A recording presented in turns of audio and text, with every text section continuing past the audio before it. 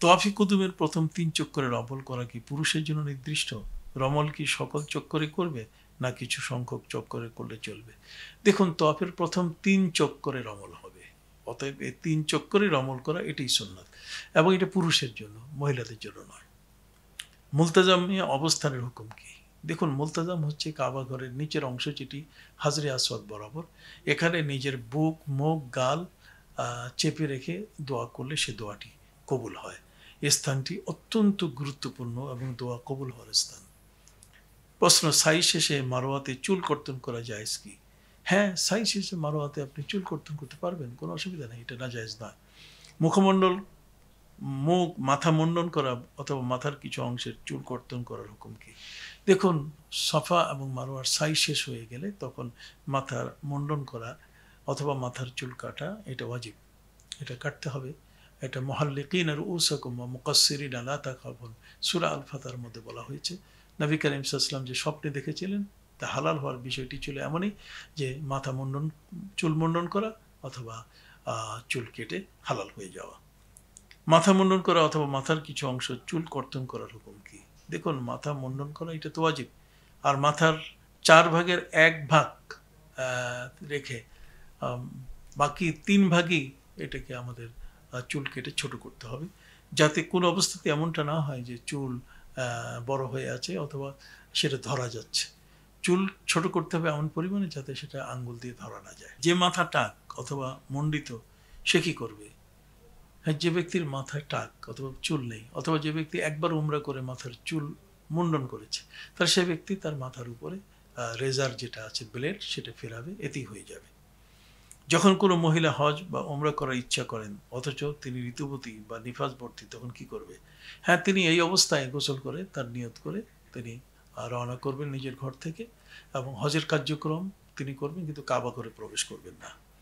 ইহরাম করার পর অথবা তওয়াফ শেষে যদি কেউ হায়েজ প্রাপ্ত হয়, তার বিধান কি? ইহরাম করার পরে অথবা তওয়াফ শেষে যদি হায়েজগ্রস্ত হয়, তাহলে তিনি ওই অবস্থায় তিনি পবিত্র থেকে পট্টি বেঁধে এইভাবেই তিনি তার হজের আরাফাতের ময়দানে যাবেন, মিনায় যাবেন, আরাফাতের ময়দানে যাবেন, সব নামাজগুলো তিনি পড়বেন না, কাবা করে তিনি ঢুকবেন না।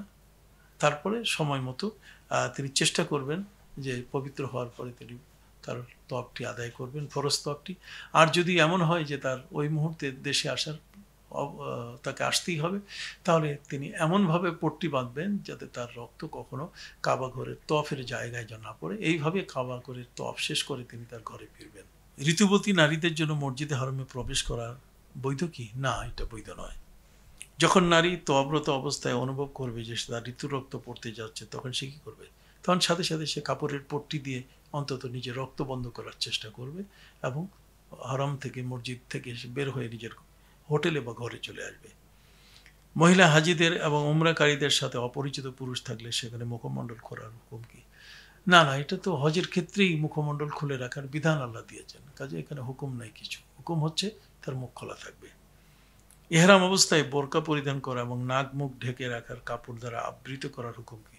হ্যাঁ, ইহরাম অবস্থায় তিনি বোরকা পরবেন, কিন্তু নাক মুখ, মুখমণ্ডল তিনি ঢাকবেন না, আবৃত করবেন না।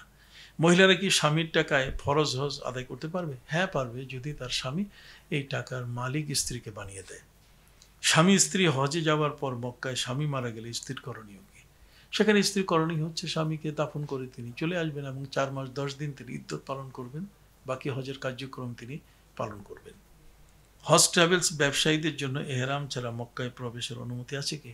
না, তারা অবশ্যই মক্কায় তার এহরাম বাঁধা অবস্থায় তার দেশ থেকে যখন যাবেন, অবশ্যই এহরাম পরে যে নিয়মে একজন উমরাকারী যায় সেভাবে তাকে প্রবেশ করতে হবে।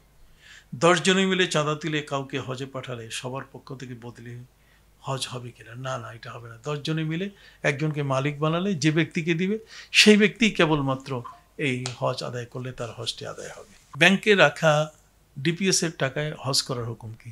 জি, যদি এমন ব্যাংক হয় যে ব্যাংকে শরিয়া কাউন্সিল আছে এবং শরিয়া সুপারভাইজারি বোর্ড আছে, তাদের তত্ত্বাবধানে যদি সেখানে হজের টাকা জমা রাখা হয়, অবশ্যই সে টাকা দিয়ে হজ করা যাবে।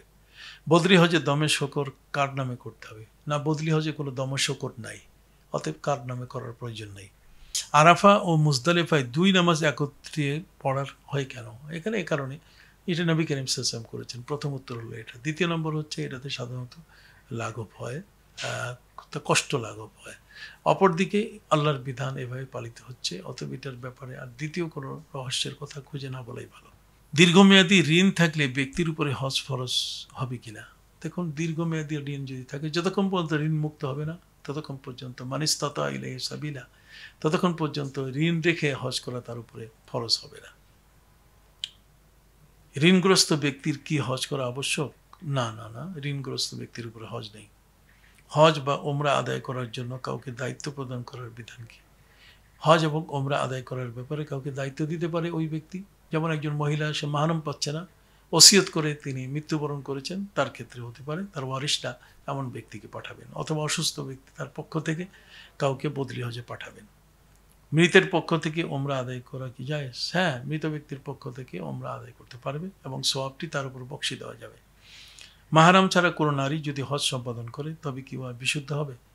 হ্যাঁ, মাহরাম ছাড়া কোনো ব্যক্তি যদি হজ করে তাহলে ওনার হজ আদায় হয়ে যাবে, কিন্তু তিনি গুনাহগার হবেন। আকাশপথে আগমনকারী কিভাবে এহরাম বাঁধবে? আকাশপথে আগমনকারী প্লেনে বসে তিনি অথবা এয়ারপোর্টে বসে তিনি তার এহরামের 2 প্রস্থ সাদা কাপড় জড়িয়ে মিকাতের পূর্বে তিনি ওমরা অথবা হজের নিয়ত করবেন, এই তো, কোনো অসুবিধা নেই। উড়োজাহাজে কিভাবে নামাজ আদায় করবে এবং এহরাম বাঁধবে? উড়োজাহাজে নামাজ আদায় করার জন্য সেখানে খুব কনজাস্টেড জায়গা, এই জন্য উচিত হচ্ছে নিজের ঘর থেকে এহরাম বাঁধা, অথবা এয়ারপোর্টের কোনো একটি ভালো জায়গায় উজু শেষ করে তারপর 2 রাকাত সুন্নতুল এহরাম নামাজ পড়ে। এই ধরনের এয়ারপোর্টগুলোতে ব্যবস্থা আছে, নামাজের জায়গা আছে এবং এহরাম বাঁধার জায়গা আছে, সেখানেই করে নেওয়াটাই সবচেয়ে উত্তম। এহরাম অবস্থায় ছাতা ব্যবহার করার বিধান কি? হ্যাঁ, ছাতা ব্যবহার করতে পারবে। অনুরূপভাবে সেলাইকৃত বেল্ট ব্যবহার করা যাবে কিনা? অবশ্যই, সেলাইকৃত বেল্ট এবং গলার ব্যাগ এগুলো, এবং বিশেষ করে মিনার ব্যাগ যেগুলো সেলাইকৃত, এতে ব্যবহারে কোনো বাধা নেই।